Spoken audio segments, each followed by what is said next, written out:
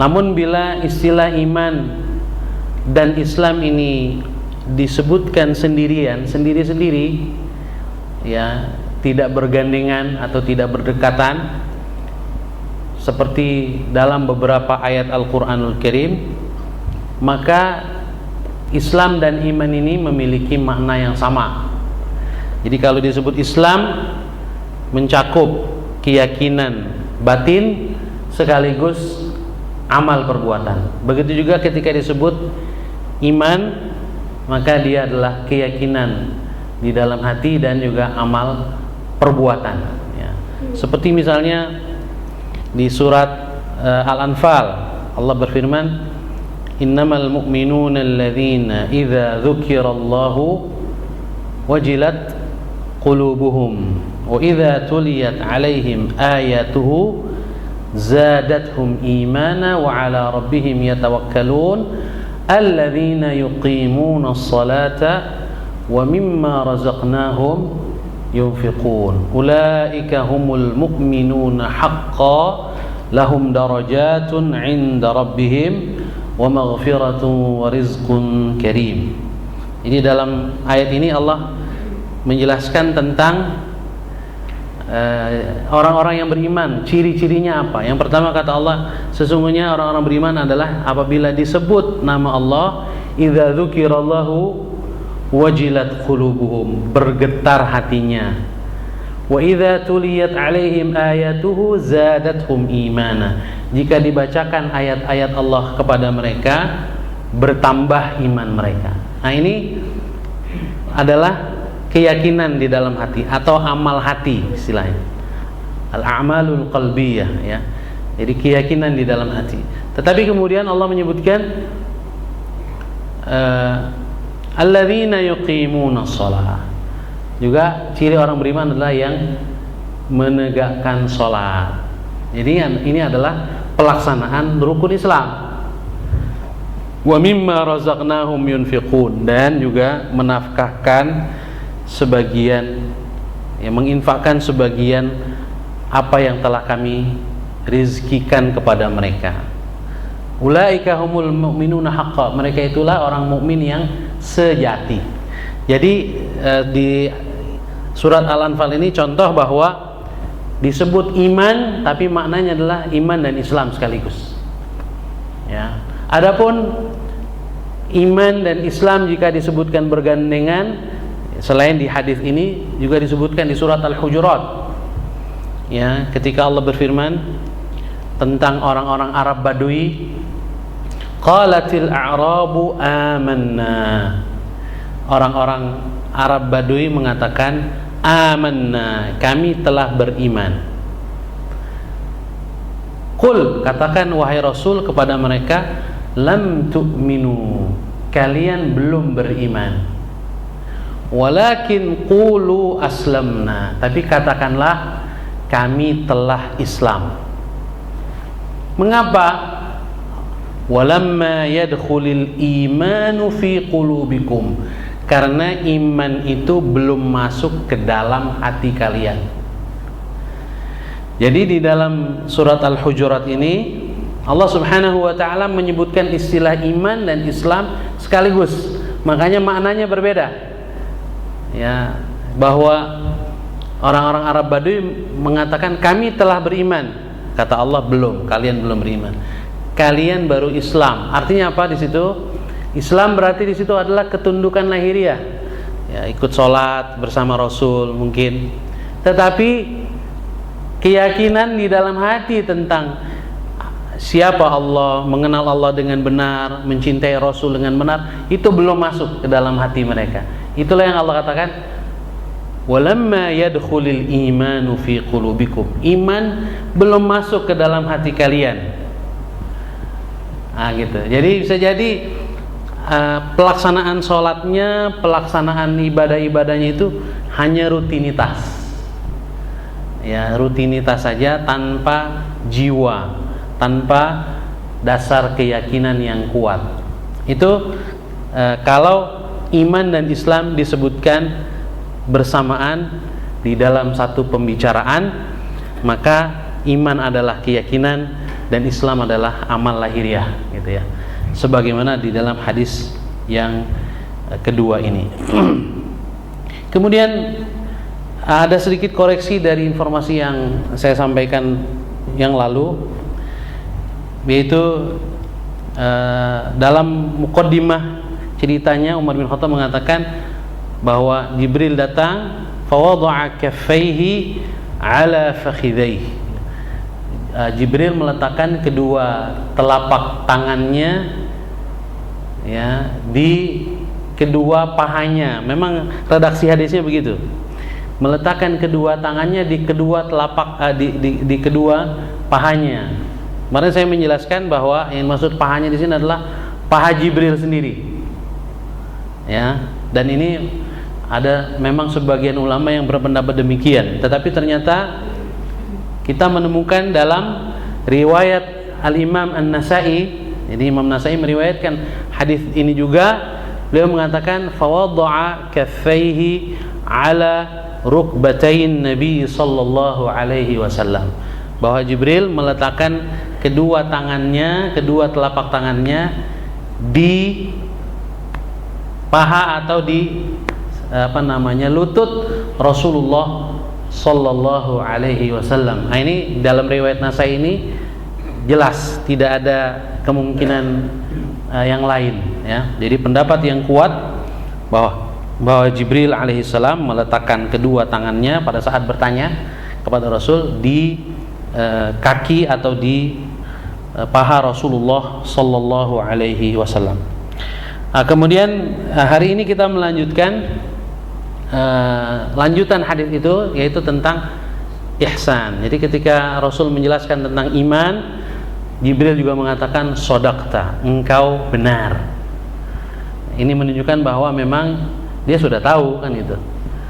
Ya, bertanya tapi mengatakan ya jawaban kamu benar gitu ya. Ya, makanya kan sempat Umar mengatakan fa'ajibna lahu, kami heran. Yas'aluhu wa yusaddiquhu. Dia bertanya, dia juga yang bilang benar.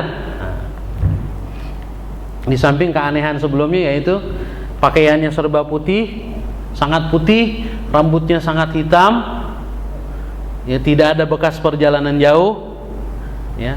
Tetapi kok di antara kami nggak ada yang kenal, gitu ya. Jadi mau dibilang orang dekat nggak ada yang kenal, mau dibilang orang jauh nggak ada bekas safar, gitu.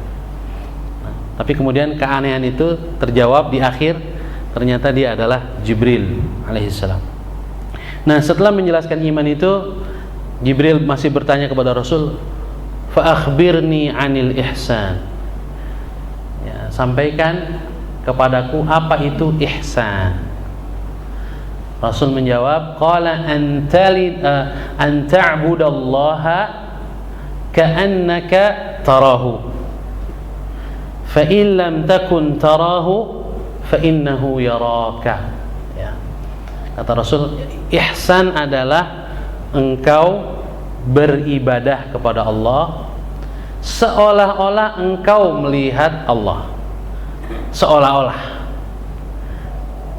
Fa illam takun tarahu, jika engkau tidak melihatnya atau tidak bisa membayangkan bahwa engkau melihatnya, merasakan itu, fa innahu yarak, yakinlah bahwa Allah selalu melihatmu. Jadi ihsan dalam hal ini adalah derajat atau martabat tertinggi, yaitu melaksanakan ibadah yang merupakan bentuk realisasi dari Islam, didasari iman, ya, keyakinan yang kuat terhadap Allah, hari kiamat dan lain-lain. Dan saking kuatnya keyakinan itu sampai pada tingkat seolah-olah kita melihat Allah, atau seolah-olah kita melihat hari kiamat. Jadi ini derajat lebih tinggi lagi dalam kita beribadah kepada Allah, yaitu derajat ihsan. Nah, ini kemudian kita buktikan, kata para ulama, kalau seseorang memiliki sifat ihsan di dalam dirinya, Ini dibuktikan dengan apa? Beramal sebaik-baiknya. Dalam setiap amal dia mengusahakan yang terbaik. Kenapa? Karena dia merasa diawasi oleh Allah. Bahkan seolah-olah dia melihat Allah Subhanahu wa ta'ala. Jadi di dalam sholat, kata para ulama, orang yang ihsan dalam sholatnya adalah orang yang sempurna wudunya. Dia berwudu dengan sempurna. Ketika dia sholat juga sempurna sholatnya, dengan memperhatikan rukunnya, syaratnya. Yang sunnah-sunnah juga berusaha dia laksanakan. Mengapa? Karena dia merasa bahwa Allah menyaksikannya. Seperti seorang pegawai, seorang pegawai yang yakin bahwa ada kamera yang mengontrol, ada bosnya yang sedang memantau dia, gitu ya. Maka dia pasti akan melaksanakan tugas dengan sebaik-baiknya. Apalagi perasaan diawasi oleh Allah Subhanahu wa ta'ala. Tentunya yang paling mengetahui, Sami'un Basir, Maha mendengar dan Maha melihat, Maha menyaksikan, gitu ya. Otomatis orang yang selalu hadir di dalam dirinya perasaan bahwa Allah Subhanahu wa ta'ala selalu melihatnya, selalu menyaksikan apa yang dia lakukan, dia akan berbuat ihsan, beribadah kepada Allah dengan sebaik-baiknya. Oleh karena itu tidak heran kalau sering ihsan itu diterjemahkan dengan berbuat baik.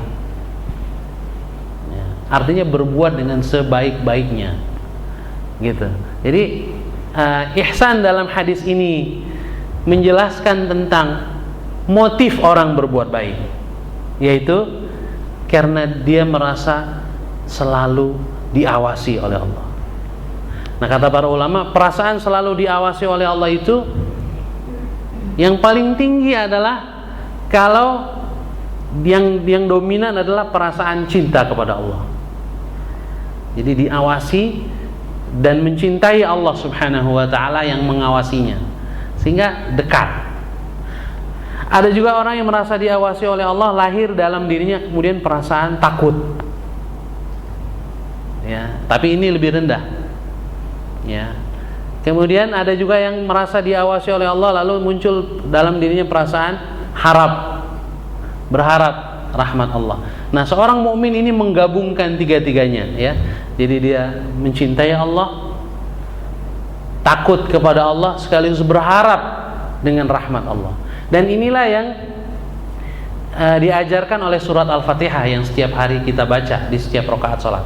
Kata para ulama, alhamdulillahi rabbil alamin, segala puji bagi Allah. Ini adalah ekspresi cinta. Sebab orang kalau mencintai orang lain misalnya, dia tidak pelit dengan pujian terhadap orang yang dia cintai. Kalau kita mencintai istri kita atau seorang istri mencintai suami, harus sering-sering memuji, gitu ya. Menyenangkan hati pasangan, gitu. Jadi alhamdulillahirabbil alamin, segala puji bagi Allah, Tuhan semesta alam. Ini kata para ulama adalah ekspresi mencintai Allah.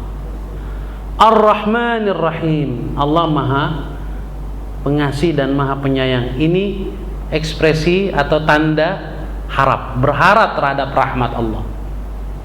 Kemudian Maliki Yaumiddin, Raja di hari pembalasan, di hari kiamat. Ini ungkapan rasa takut, khauf. Jadi seorang mukmin tiga sekaligus, dalam bermuamalah kepada Allah, pertama dilandasi rasa cinta, yang kedua rasa harap, dan yang ketiga rasa takut. Ini tiga-tiganya bergabung. Kata Al-Imam Al-Ghazali rahimahullah, ini seperti seekor burung yang terbang.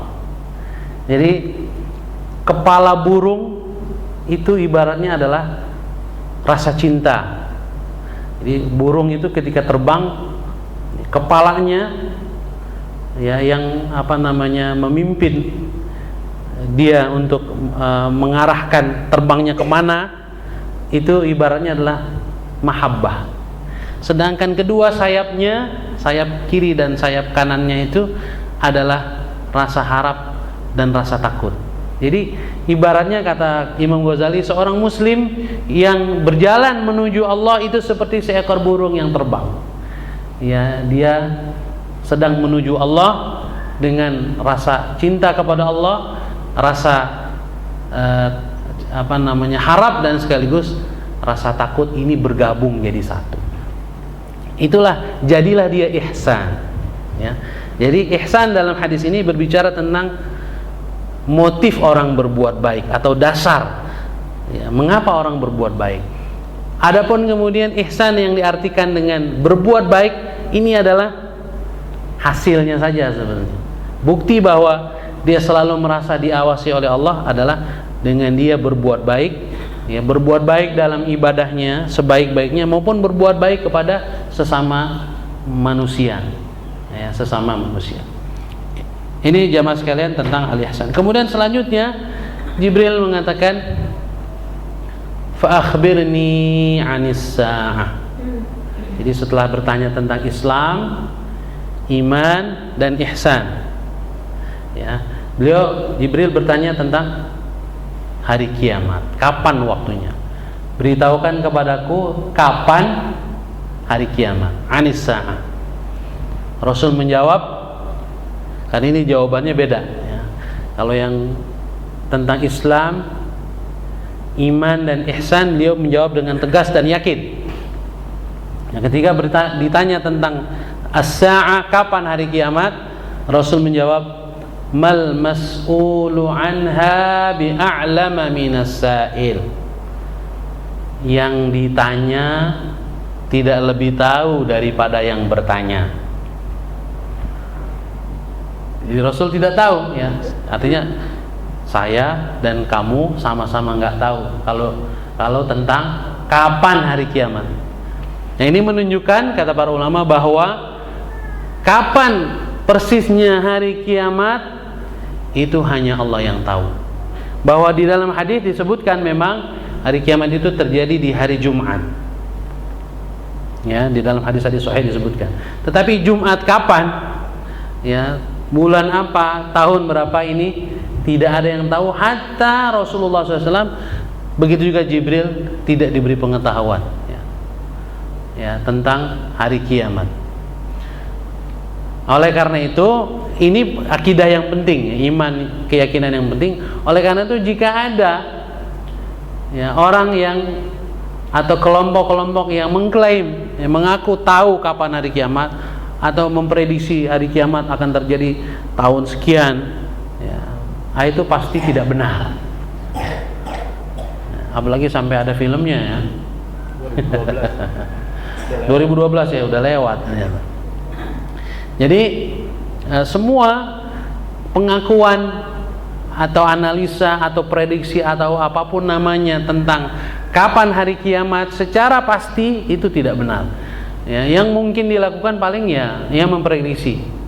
Boleh-boleh saja, tapi jangan memastikan. Nah, jadi kata Rasul, mal mas'ulu anha bi'a'lama minas sa'il. Yang ditanya, yaitu saya, tidak lebih tahu daripada Anda yang bertanya. Lalu Jibril mengubah redaksi pertanyaannya, kata Jibril, fa akhbirni an amaratiha. Kalau gitu, beritahukan kepadaku tentang tanda-tandanya. Tanda-tandanya. Nah, inilah Rasul baru bisa menjawab, karena tanda-tanda hari kiamat itu disebutkan atau diajarkan oleh Allah kepada beliau, baik melalui ayat Quran maupun melalui wahyu yang bukan berupa Quran. Kata Rasul, beliau hanya menyebutkan di sini beberapa saja. Antalidal amatu rabbataha. Di antara tanda hari kiamat adalah seorang budak melahirkan tuannya. Seorang budak melahirkan tuannya. Apa maksudnya? Para ulama menjelaskan, Ibnu Hajar Al-Asqalani misalnya menjelaskan, yang dimaksud adalah ini ungkapan kiasan tentang banyaknya durhaka terhadap orang tua. Banyaknya anak yang durhaka terhadap orang tua. Antalidal amatu rabbataha. Seolah-olah ya, di sini kan seorang budak melahirkan tuannya. Artinya apa? Si anak memperlakukan dirinya seperti tuan dan memperlakukan orang tuanya seperti budak, gitu. Antalidal amatu rabbataha. Jadi banyaknya uququl walidain, ya, kedurhakaan terhadap orang tua ini sebagai tanda hari kiamat. Semakin banyak ya anak yang durhaka kepada orang tua, semakin dekat hari kiamat. Kira-kira begitu. Kemudian kata Rasul, wa antaral hufatal uratal alata ri'a asy-sya'i yatatawaluna fil bunyan. Engkau saksikan nanti bahwa orang yang al-hufah, hufah itu tidak beralas kaki, al-urah yang tidak berpakaian, al-ala ya miskin tadinya, ri'a asy-sya'i penggembala kambing, yatatawaluna fil bunyan, tiba-tiba berlomba-lomba ya membangun bangunan yang tinggi. Ada sementara yang menafsirkan makna hadis ini adalah banyaknya OKB, orang kaya baru yang mendadak kaya, gitu. Ya.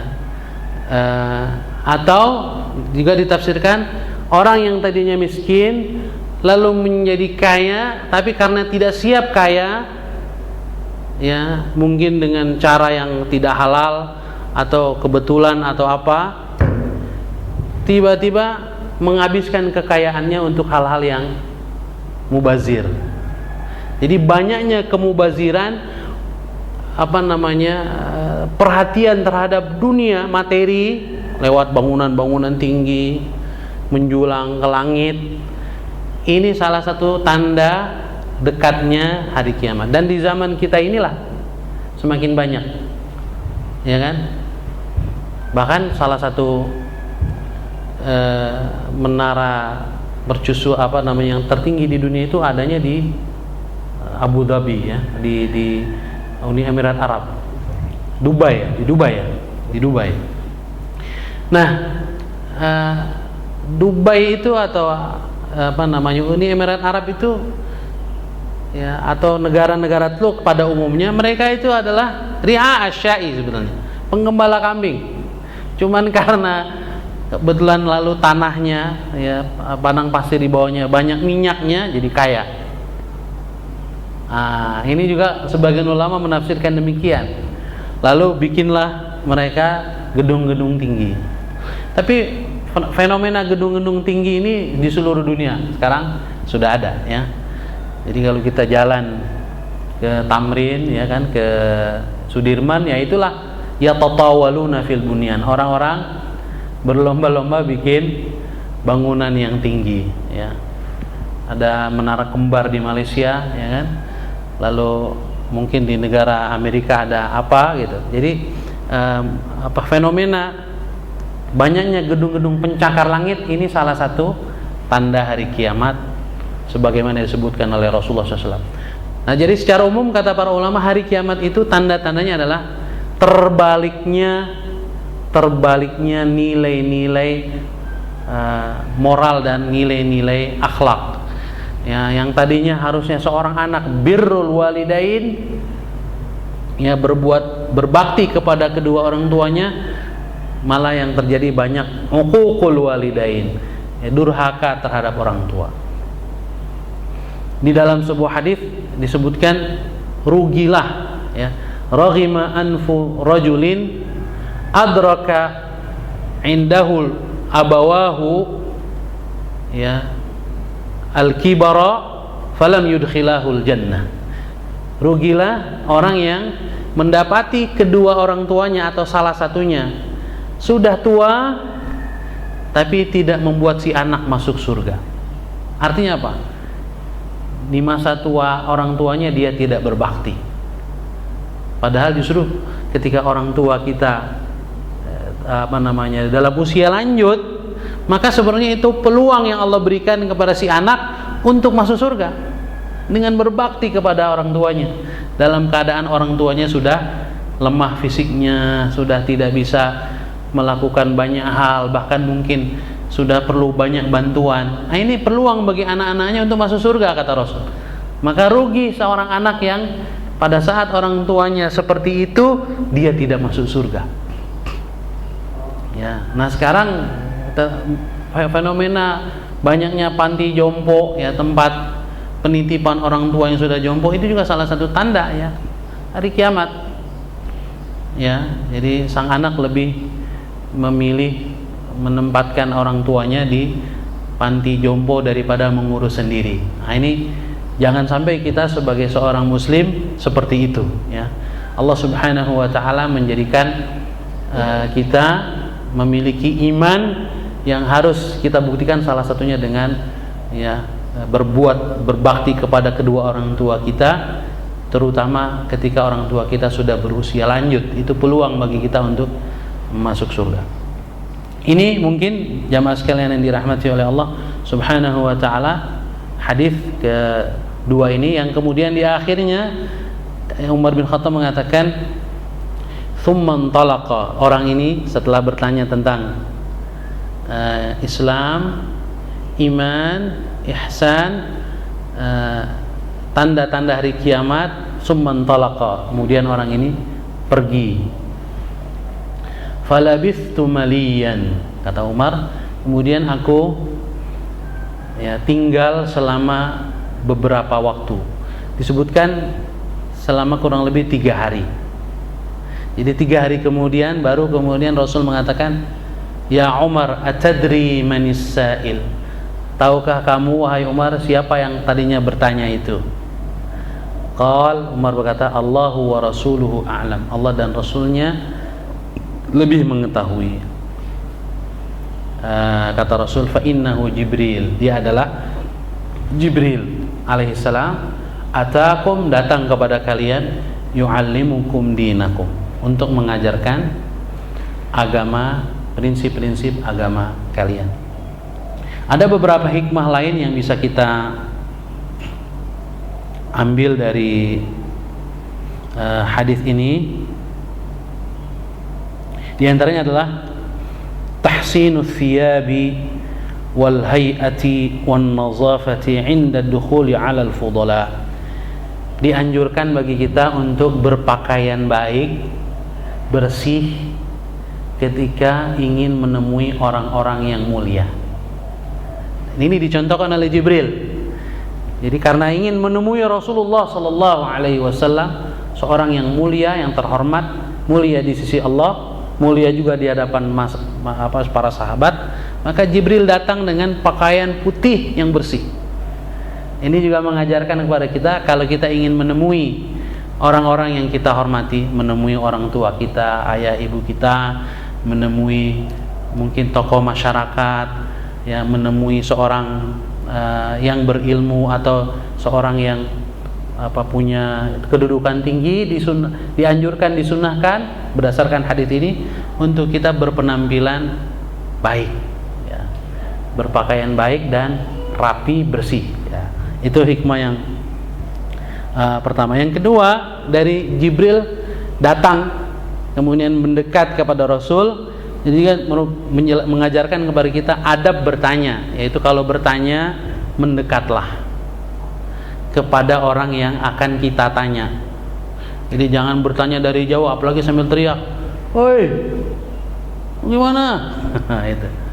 Ya mungkin kalau sudah sahabat akrab, oke lah, gitu. Tapi pada umumnya hendaklah kita bertanya supaya tidak perlu berteriak, ya, mendekati orang yang akan kita tanya.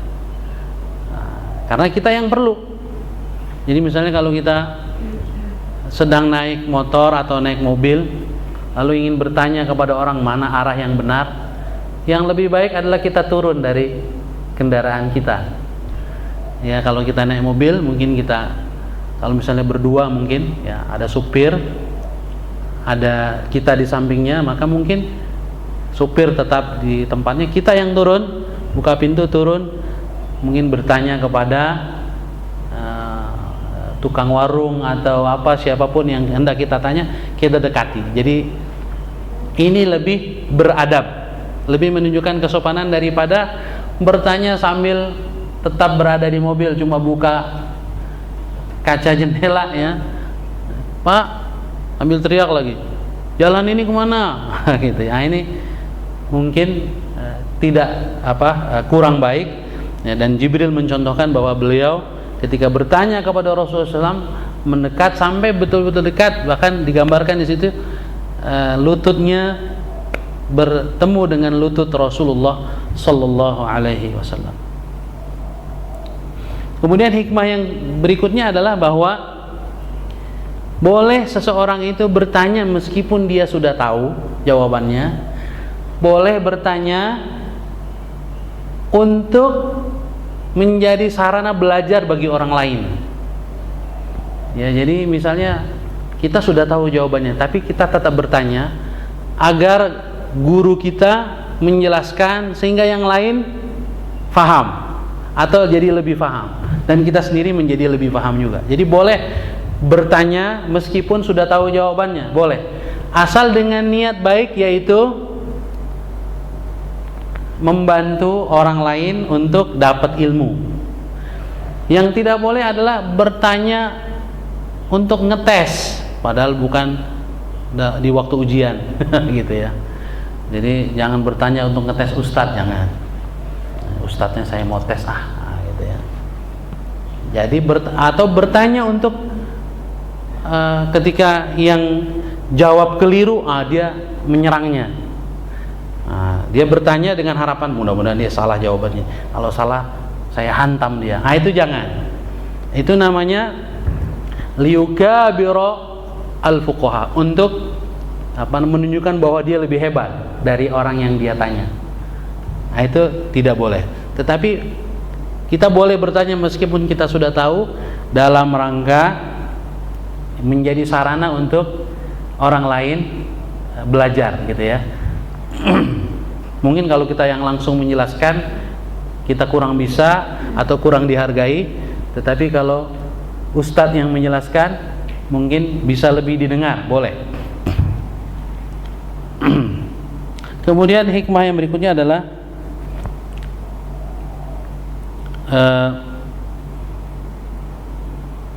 bahwa hari kiamat ya adalah rahasia Allah Subhanahu wa ta'ala yang tidak diketahui hatta oleh malaikat Jibril maupun oleh Nabi Muhammad sallallahu alaihi wasallam, yaitu kapan waktunya maksudnya.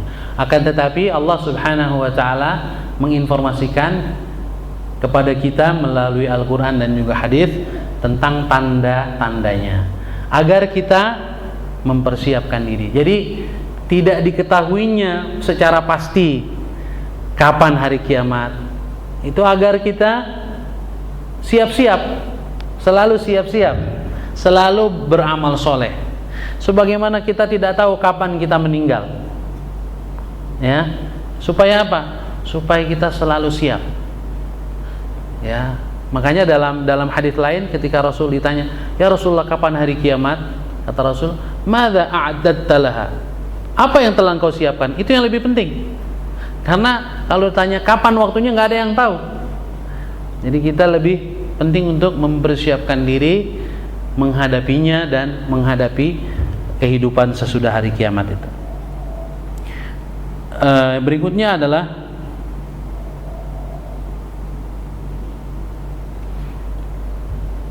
bukan merupakan aib atau bukan merupakan satu hal yang buruk jika seorang mengatakan saya tidak tahu. Jadi Rasulullah SAW kalau beliau tidak tahu, beliau mengatakan saya tidak tahu. Ya. Nah, dalam hadis ini beliau mengatakan mal mas'ulu anha bi'a'lama minas sa'il. Jadi yang ditanya yaitu saya tidak lebih tahu daripada Anda yang bertanya. Jadi mengakui bahwa kalau memang tidak tahu, tidak tahu.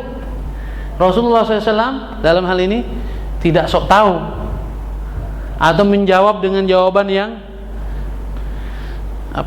samar-samar gitu, padahal nggak tahu, tapi dengan jawaban ya seolah-olah dia tahu gitu. Tapi untuk mengatakan tahu secara terus terang juga nggak berani. Nah, ini tidak demikian. Jadi nggak tahu katakan tidak tahu. Dalam hadis lain beliau ditanya ya tentang tempat apa yang paling buruk. Ya, ayul biqa'i syarrun. Kata Rasul, la adri hatta sa'altu Jibril. Saya tidak tahu. Saya akan tanya Jibril. Lalu Rasul bertemu Jibril, bertanya kepada Jibril, ayul biqa'i syarrun. Tempat apa yang paling buruk? Kata Jibril, la adri hatta sa'altu Mikail. Saya tidak tahu. Saya akan tanya Mikail. Singkat cerita, Jibril kemudian datang lagi, udah dapat informasi. Dia mengatakan, syarrul biqa'i as-suq wa khairuha al-masajid. Seburuk-buruk tempat adalah pasar atau mall, dan sebaik-baik tempat adalah masjid. Nah, gitu. Jadi Rasulullah SAW ketika ditanya karena tidak tahu, ya beliau juga katakan tidak tahu. Begitulah kita, hendaklah bila kita ditanya tentang suatu hal dan kita tidak tahu, katakan terus terang, saya tidak tahu atau belum tahu. Saya akan cari jawabannya. Dan itu bukanlah aib, ya, bukanlah aib. Justru itu merupakan kejujuran dan kebaikan seseorang ketika mengakui bahwa dia tidak tahu tentang sesuatu. Yang terakhir, bahwa di antara tanda hari kiamat adalah tadi terbaliknya sesuatu dari seharusnya, ya. Yang seharusnya seorang anak berbuat baik kepada orang tua justru durhaka kepada orang tua. Juga seharusnya ya kita lebih peduli kepada nilai-nilai kemanusiaan, peduli kepada nilai-nilai moral. Tapi terbalik, justru orang sekarang lebih memperhatikan aspek-aspek materi, aspek-aspek bangunan fisik, lupa kepada mental, lupa kepada rohani. Ya, padahal kan manusia itu menjadi manusia itu karena rohnya. Karena roh dalam tubuh manusia itu adalah unsur langit, sedangkan fisik ini unsur bumi, unsur tanah. Mana yang lebih mulia? Yang unsur langit atau unsur bumi, Pak? Tentunya yang lebih mulia adalah unsur langit, ruhani. Itu yang harus lebih kita utamakan, harus lebih kita perhatikan, bukan justru pembangunan fisik, ya, dengan mengabaikan pembangunan ruhani dan keimanan.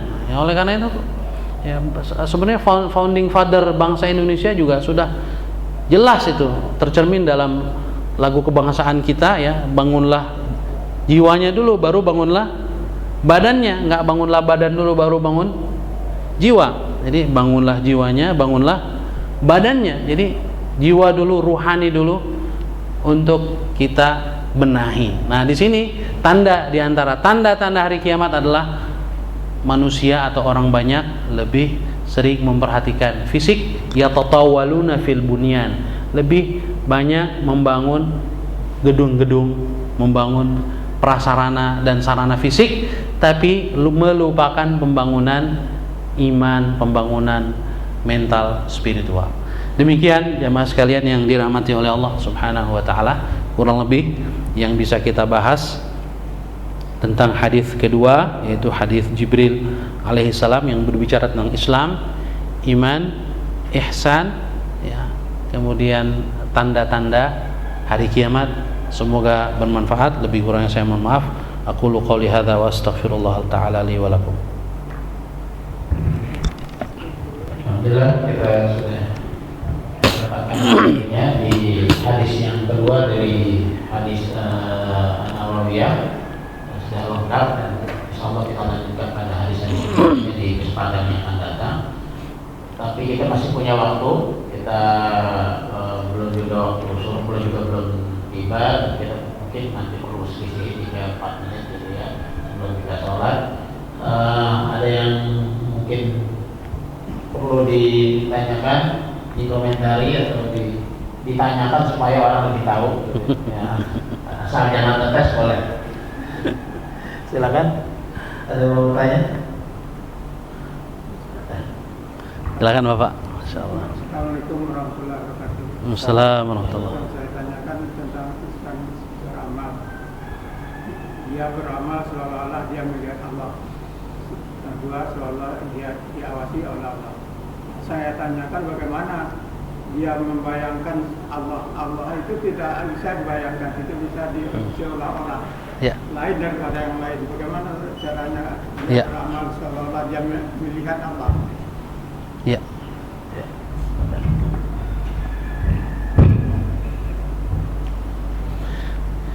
Ya, memang redaksi letterlocknya seperti itu ya.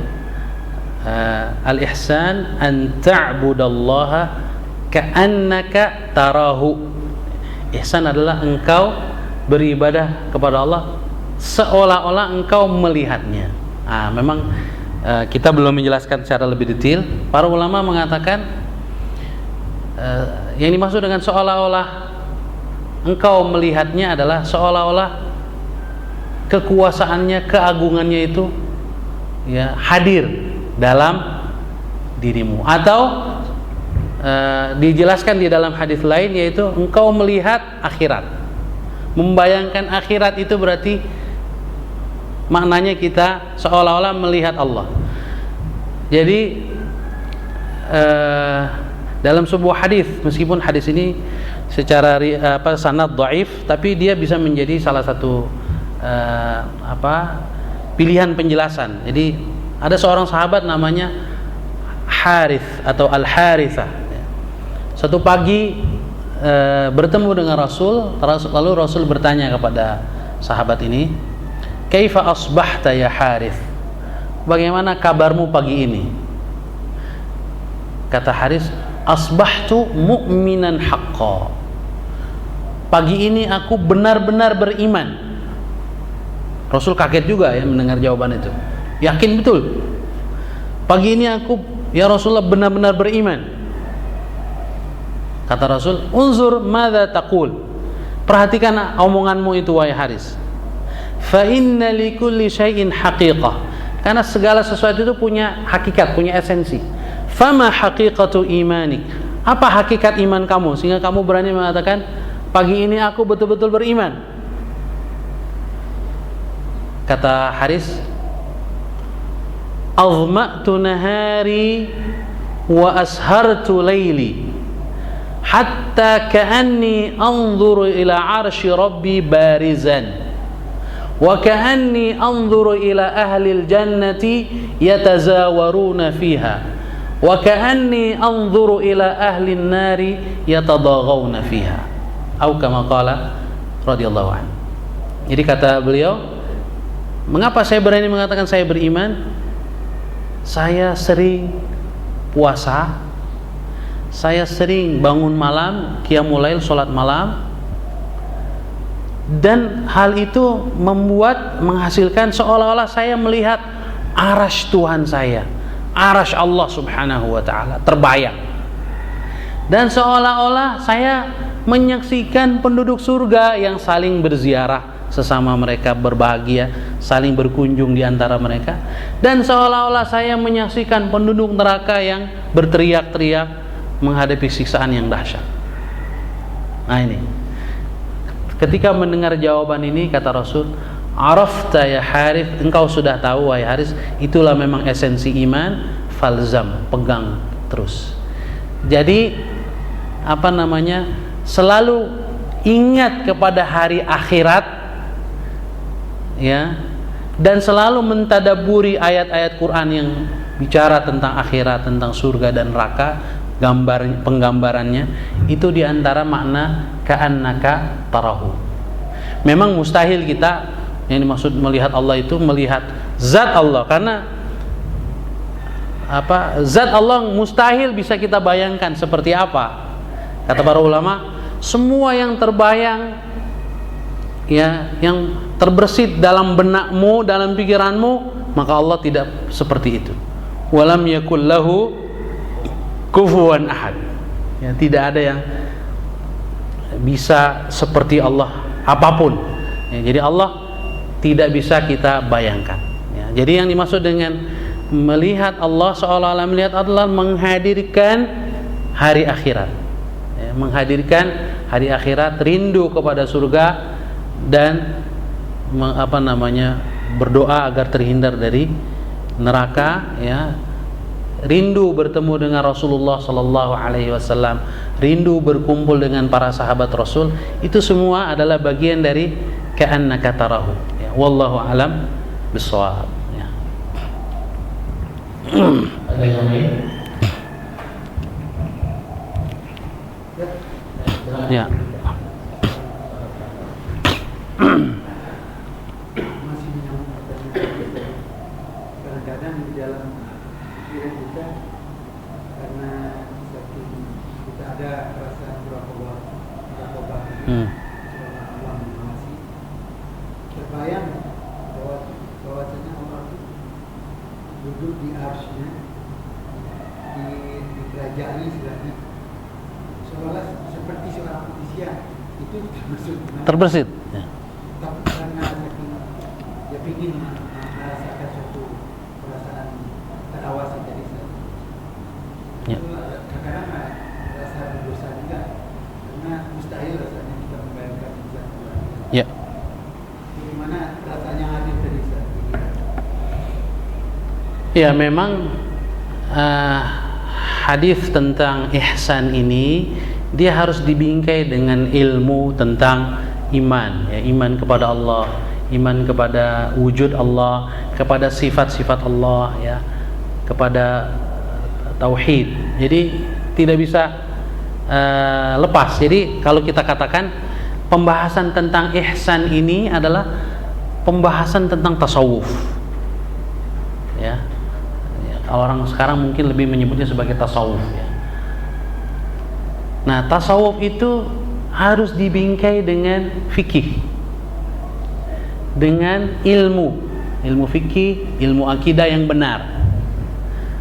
Kalau pembahasan tentang tazkiyah, tentang tasawuf ini tidak dibingkai dengan ilmu, maka bisa jadi kita mengalami penyimpangan keyakinan nanti, ya, dalam ungkapan yang diriwayatkan diantaranya disebutkan bahwa ini ucapan Imam Malik, ya, man tasawwafa walam yatafaqqah tazandaqa. Orang yang mendalami tasawuf tetapi tidak mengerti fikih ahkam, fikih tentang hukum, tentang akidah, tentang iman yang benar, dia bisa lepas kontrol jadi zindik. Zindik itu misalnya orang yang sampai pada tingkat, wah, saya menyatu dengan Tuhan, ya, reinkarnasi, macam-macam lah itu.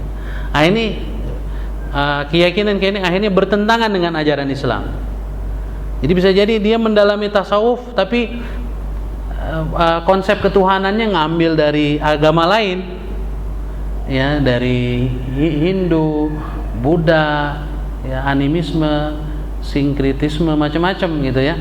Akhirnya menyimpang. Jadi pelajaran-pelajaran agama tentang tasawuf, ya, atau yang sejenisnya itu harus dibingkai dengan akidah yang benar, ya, pemahaman fikih yang benar.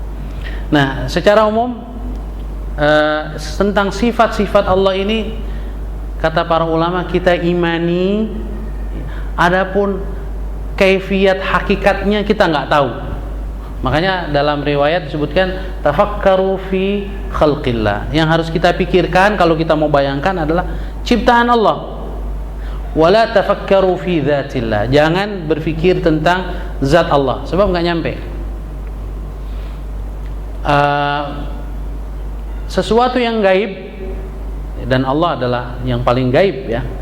Sesuatu yang gaib kata para ulama, Imam Syafi'i mengatakan inna lil aqli haddan yantahi ilaih kama anna lil basari haddan yantahi ilaih.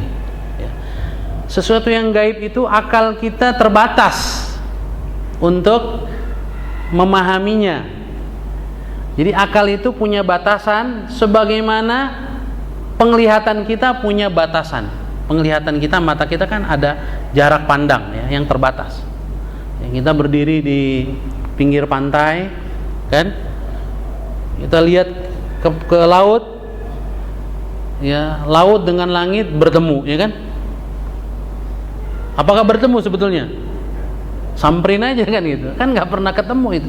Tapi mata kita melihat laut dengan langit ketemu. Atau kita berdiri di rel kereta api, kita lihat ya rel kereta api bertemu kan, ininya tuh, besinya itu, ya, perspektif gitu kan. Apakah ketemu? Ya kalau nggak percaya jalan aja, nggak pernah ketemu itu kan, tetap sejajar dia. Tidak pernah kemudian ketemu, dia sejajar rel kereta itu. Jadi mata kita terbatas, kata Imam Syafi'i. Nah, ini saya perlu jelaskan sedikit penjelasan para ulama. Jadi kata para ulama, akal kita betapapun hebatnya itu terbatas. Di antara kemampuan akal manusia yang hebat itu adalah kemampuan menghayal. Nah, tadi kan terkait dengan kita membayangkan seolah-olah melihat Allah, menghayal ya. Nah, imajinasi, menghayal. Nah, kata para ulama, hayalan kita itu sebetulnya bahan dasarnya adalah apa yang kita lihat oleh mata kita, apa yang kita dengar. Jadi inputnya, bahan hayalan itu adalah panca indera. Misalnya saya berhayal, saya ingin berhayal, boleh kan Pak ya? Misalnya saya berhayal, saya ingin punya rumah yang mengambang di udara, boleh nggak? Boleh, yang namanya menghayal ya. Saya ingin punya rumah mengambang di udara, dindingnya terbuat dari air, ya, lantainya terbuat dari api tapi nggak panas, boleh kan? Namanya menghayal ya nggak? Ya, jumlah lantainya, jumlah bangunan bertingkat tak terhingga misalnya gitu ya. Itu hayalan saya. Tetapi sebetulnya kalau kita melihat satu-satu kata-kata dalam hayalan saya itu, misalnya saya mengatakan saya ingin punya rumah mengambang di udara. Mengambang di udara itu tidak keluar atau tidak keluar sama sekali dari benda mengambang yang pernah saya lihat di dunia nyata. Mungkin saya pernah melihat balon ngambang gitu kan, balon gas sedang mengambang di udara. Lalu balon yang mengambang itu, balonnya saya ganti sama rumah gitu, dia ngambang di udara. Ya, saya mengatakan tadi dindingnya terbuat dari air. Ya, airnya itu air yang saya temukan di dunia nyata, yang pernah saya sentuh, yang pernah saya minum, saya mandi dengannya. Cuma dalam hayalan itu saya bikin dia nggak jatuh aja gitu, nggak kena gravitasi bumi, begitu. Jadi sehebat-hebat hayalan manusia, tetap bahan dasarnya itu yang pernah kita akses dengan panca indera. Sebaliknya, sesuatu yang tidak pernah diakses oleh panca indera nggak bisa kita hayalkan. Contohnya, ada orang buta sejak lahir, nggak pernah ngelihat sama sekali. Bisa nggak kita suruh dia coba hayalkan warna biru? Nggak bisa dia. Dia tidak bisa menghayalkan warna. Kenapa? Tidak ada input ke dalam memorinya tentang warna. Kalau toh dia paksain ingin menghayalkan warna biru, dia pasti salah, karena dia ketemu dengan 1 banding tak terhingga gitu kemungkinannya. Untuk tepat hayalannya tentang warna biru itu mustahil. Jadi orang yang buta sejak lahir tidak bisa menghayalkan warna. Kenapa? Karena dia nggak pernah ngelihat warna, jadi nggak bisa menghayal. Orang yang tuli sejak lahir, dia tidak bisa menghayalkan suara alat musik misalnya, nggak bisa. Nah, sesuatu yang gaib pernah nggak kita akses dengan panca indera? Allah pernah nggak kita lihat dengan mata kita? Pernahkah kita dengar dengan telinga kita? Tidak ada akses panca indera kita terhadap Allah Subhanahu wa taala dan hal-hal gaib. Ya. Yang bisa kita lakukan adalah informasi dari Quran tentang sifat-sifat Allah atau tentang surga dan neraka. Itu saja bahan kita. Jadi karena tidak pernah kita akses, mustahil kita bisa menghayalkannya, berimajinasi tentangnya, gitu ya. Jadi seluruh imajinasi kita tentang hal gaib itu pasti keliru. Yang benar adalah imajinasi berdasarkan informasi dari Quran dan hadis. Tapi yang namanya imajinasi sehebat-hebatnya ya tidak seperti kenyataannya, gitu ya. Jadi sumber iman kita kepada yang gaib berarti cuma satu saja, yaitu wahyu, yaitu Quran dan hadis yang sahih. Mengapa? Karena Quran dan hadis ini dibawa oleh Rasul yang diberi sedikit akses tentang yang gaib, ya kan? Jadi Nabi dan Rasul itu oleh Allah Subhanahu wa taala dikasih izin untuk mengakses sebagian yang gaib. Ya, misalnya Rasul melalui Isra Mi'raj diperlihatkan hal-hal yang gaib, sebagian, tidak semuanya. Maka informasi yang valid, yang benar tentang yang gaib hanya satu sumbernya, yaitu wahyu. Informasi tentang yang gaib tidak bisa kita peroleh melalui analisa logika kita, melalui imajinasi kita, tidak bisa, ya. Wallahu a'lam bishawab. Sehingga kembali menjawab pertanyaan tadi, jangan sampai kita membayangkan yang begitu. Ketika hadirnya. Ketika dia hadir, alihkan kepada ciptaan Allah, bukan kepada zat Allah. Alihkan kepada ciptaan Allah. Ya. Jadi yang namanya hadir tanpa kesengajaan itu kan nggak bisa dihindari kadang-kadang. Nah, ketika hadir yang harus kita lakukan adalah mengalihkannya, ya, untuk merenungkan ciptaan Allah. Sebagaimana hadis tadi, tafakkaru fi khalqillah wa la tafakkaru fi dzatillah, ya, wa la tatafakkaru fi dzatillah. Wallahu a'lam bishawab.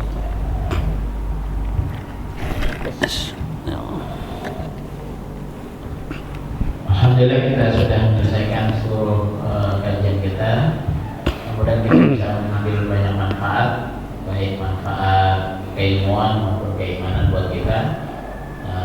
Waktunya juga sudah lebih 12 menit dari waktu suruh. Mari kita tutup pertemuan ini sama-sama mengucap hamdalah alamin dan doa untuk majelis. Subhanakallahumma wa bihamdika asyhadu an la ilaha illa anta astaghfiruka wa atubu ilaik. Assalamualaikum warahmatullahi wabarakatuh.